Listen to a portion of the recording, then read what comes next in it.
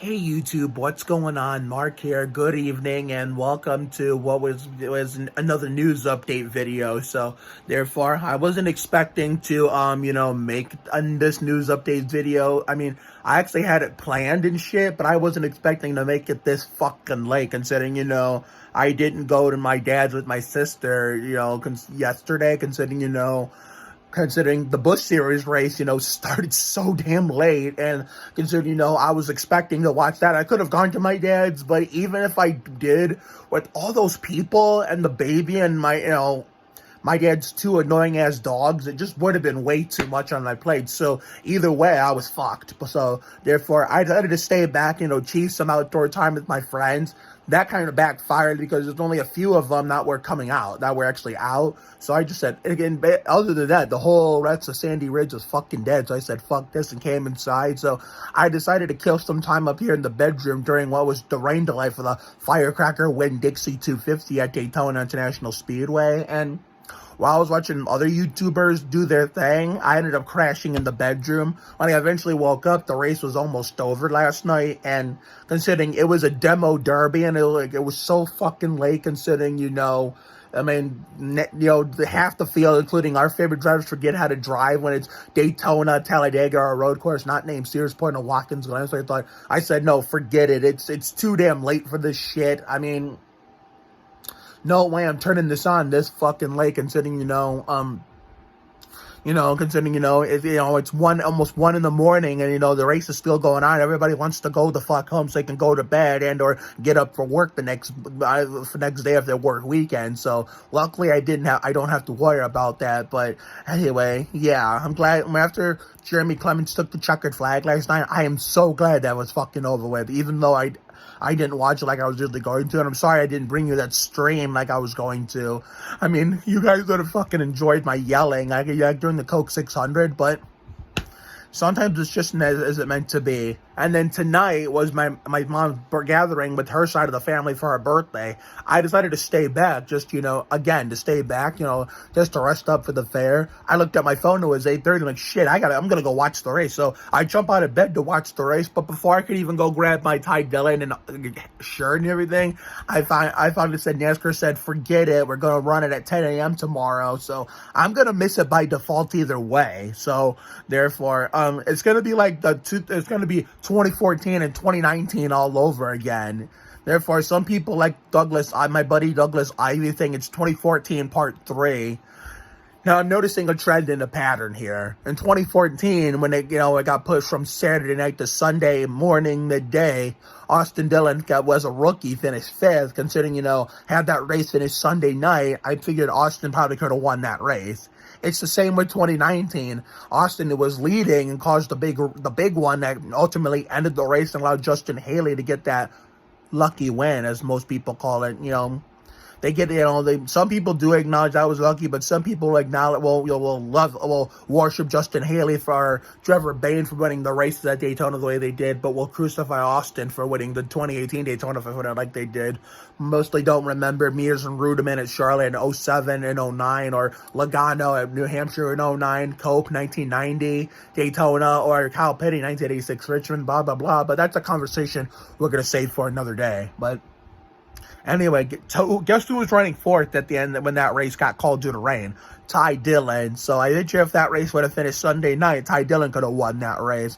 Could we see another, Austin or Ty get close to a win again for another 2014 to 2019? Considering, if rain kind of shortens it tomorrow, and then Austin or even Ty's running in the top 5, it could be like another, what might have been, if Austin could have won that race, considering it would be his 4th career win, or if Ty could, once again, Ty misses out on his first win again. But we'll have to see. But I'm going to miss it by default tomorrow anyway, because the fact I'll be bringing you episode 3 of Lorain County Fair Adventures. The intro music, just to warn you, like Ward Burton, is going to be the same. It's going to be the same, but the graphics, because of the device I'm filming and editing it on, well, not filming it. Filming it, I'm always going to film it on the same device, man. I'm using it on editing on a computer or a phone. But the device I'm editing it on is going to be a little different, the graphics for the intro, because normally it's what you see on the computer is not going to be seen this year, because my computer's acting faulty, and so is my mom's. And so my mom is working hard to get us new computers, even though that shit costs thousands of dollars. But yeah, I'm also in the middle of working on the 2-in-1 video. My last day at Triad yesterday, and my first day at ViaQuest in 2 days. So I'll be seeing on Monday night if you're excited to watch that. But yeah, but mainly what I'm here to talk about is the return of the Craftsman Truck Series and the fact that Danger Force is back for season 3, and in A Million Little Things, 5th season is going to be their last, unfortunately. I knew that day was bound to come. It was only a matter of when. So first, let's talk about Craftsman. So you know how I still, call things by the old names, the OG series, racing divisions, OG races, I still say Winston Cup, Busch Series, and up to this point, and when they was being sponsored by Gander Outdoor RV, or whatever the fuck it was called, or Camping World, I was still saying Craftsman. Well, now I don't have to live in the past with the Truck Series no more, and considering I lost interest in the Truck Series after last year, I just may watch it again just for nostalgia purposes, to bring out the 7, 8, 9, 10-year-old in me again, like he never left. I mean, he's physically not here anymore, but he still lives inside of me, like eternally, which is why he'll always be a big part of my life, considering even though he was more uptight, the current version of me, the adult me, is more relaxed. So therefore, I'm really excited about that. I'm hoping Zane Smith can win, or I don't know about John Hunter, but I hope Zane Smith can win the final Camping World Truck Championship under the Camping World banner before you go back to Craftsman next year. And whether he does or not, he should be the one replacing Noah in the JRM number 9, like I said, and like Gregson to the Petties video, considering, based on his stats.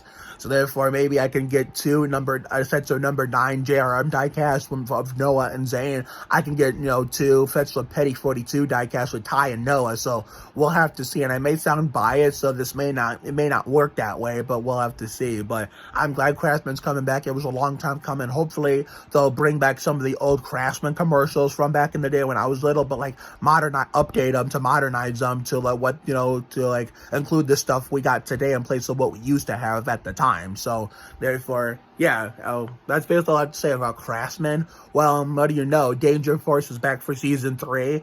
That status was up in the air after it ended on a cliffhanger, even though I have not knocked out season 2 yet.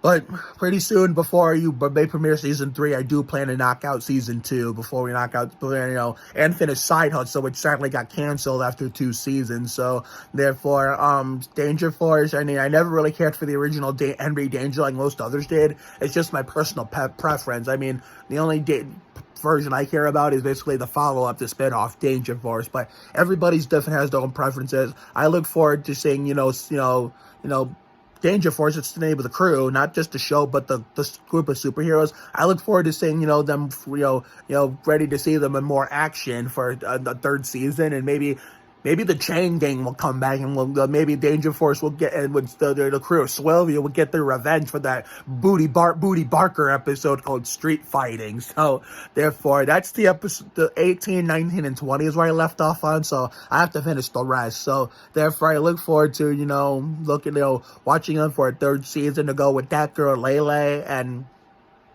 hope, Villains of Valley View on Disney Channel. Now we await the news on Ultraviolet and Black Scorpion, and of course, Warped. Now, as for A Million Little Things, yeah, I kind of saw this coming, considering everybody was talking about one day we have to let A Million Little Things go, and, I let it be gone for good, but at the time they said not right now because we're having a good story. But then DJ Nash said after they ended on it was a cliffhanger, but the way it was calm and collected, everything didn't look or feel or seem like a cliffhanger. Where Gary announced he had lung cancer. I mean, DJ Nash even said it best. After a cliffhanger like that, the fans would have been like, he would have ended it right there. It's like, God damn it, DJ, you can't end a show like that. So season 5 looks like it's going to be the last. So hopefully we get. And remember what DJ Nash said like a few seasons ago, before this was even a thought. He does have a series finale, a story wrapped up, written up in case he has to use it. And guess what? He finally gets to use it. So therefore, I'm happy that he finally gets to use it because he'd been saving it for years. But it sucks because it's probably one of my since American Housewife went away in 2021, A Million Little Things and the Goldbergs have been stepped up in my top 2 of favorite ABC shows, considering those two and American Housewife were my top 3 when American Housewife was still on. So considering, Goldbergs, I've been getting along so well with Wendy McClendon Covey and even a little bit of Haley Orantia, but never have I gotten a reply from, Troy Gentile or Sam Lerner. I mean, one day I probably will. It's just a matter of time. I mean, I've interacted with Beth Triffin on Instagram before, but the Goldbergs is a conversation we're going to save for another day.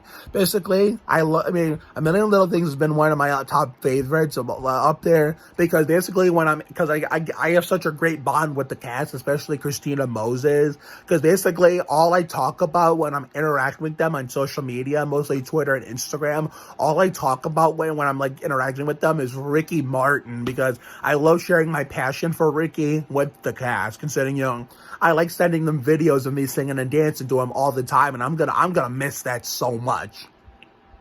Considering when I sung La Diosa del Caneva for David Gentoli's Casey Mears' 41st birthday last year, and Romani Malco and Christina Moses saw it, and they put laughing emojis, including where since Christina was Romani put just laughing emojis. Christina put laughing emojis and a heart emoji, of course, because I adore Christina. Considering of course that person of the opposite gender is gonna put a heart emoji for you if you're a male fan, and so a female actor is gonna put a heart for you, because if one of the male actors did it, if you was a male fan, that would be weird. So yeah, so therefore that's why they're not going to start in the fall like they normally do. They're waiting until mid-season, which is why David Warren, one of the directors who I wouldn't say adores the right word, but absolutely enjoys hearing me talk about Ricky Martin, enjoys watching my Ricky Martin videos, whether I'm sending it to them or like doing it generally, without sending it to someone in particular, the Cornfist videos he liked on Instagram.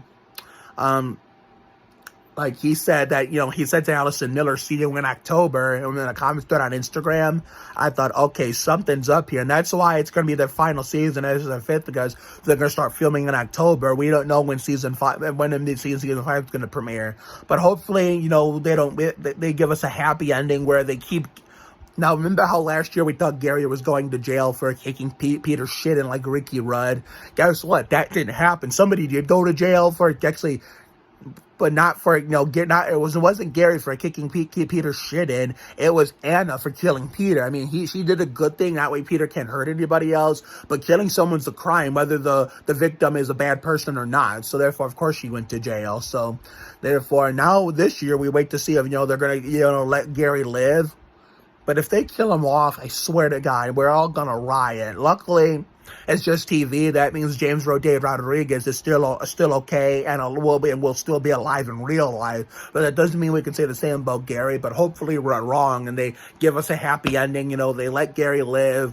We see Maggie and Gary's baby get born, and then we see them get married or some shit like that. We'll just have to fucking see. Like I said during my, episode reviews during, last season, if you want to, if you want to get, if you want, to have some of these questions answered, you go talk to DJ Nash, David Warren, and the Kerns, Joanna and Ash. You don't come talk to me. I'm just a fan that love, interacting with them and with the passion for shows like this. I just love talking about Ricky Martin when interacting with them. So therefore, I mean, I'm not going to go ask them because they know me so well from, all these reviews and whatnot. So they're not going to tell me anything, because if they told me something, they would tell the rest of the fans. They have to tell the rest of the fans, which wouldn't be fair. So if you want answers, but nothing like what's going to happen in the episode, you want answers closest to what's going to happen, but not exactly what's going to happen, you talk to DJ Nash, David Warren, Ash and Joanna Kearns, and the honchos at ABC and a million little things about it. Don't come to me. So we're just going to have to wait and see what happens when we begin the 2022-2023 television season. In a few weeks, when we start season 2, Adventures in Autumn, in the 2022-2023 2022-2023 season in general. So it's going to be a banger. If you thought last year, 2021, 2022 was a banger, well, 2022, 2023, I haven't seen nothing yet. So, therefore, I look forward to, this new season before after we eventually knock out season 2 Danger Force before starting season 3, and knocking out the last of Side Hustle. Then it got canceled. So therefore, we got the Lorain County Fair tomorrow and the episode 3 of the Adventures. I thought we were going to get episode 4 with work, but since it'll be my first full year at ViaQuest next year, episode 4 and 5 will come in summer 2023 if we're lucky to go with ViaQuest next August or August 2023, and then of course my family again. So have a good night tonight and a better day tomorrow. Life will give you a lot of loads, but when you hit a high, enjoy it. It ain't for the weak. Goddamn, pace yourself, be you. You have to try harder to do less. You can't deport a dream. Sometimes the worst things in life lead to the best things. Always bet on the side of love. You got to check yourself before you wreck yourself. Sometimes you just got to be present. You never fail until you stop trying. It never pays to worry too much about things. We're not here for a long time. We're here for a good time. It's never too late to turn the day around. Another day on time, another day to shine. Take care, everyone. Good night, and I will see you all tomorrow for Lorain County Fair Adventures, episode 3. And let's not forget, stay tuned for the 2-in-1 video Monday night of my last day of Triad yesterday and my first day of ViaQuest, not tomorrow, but the day after, and then it'll be edited and uploaded on Monday night. So, see you later, everyone.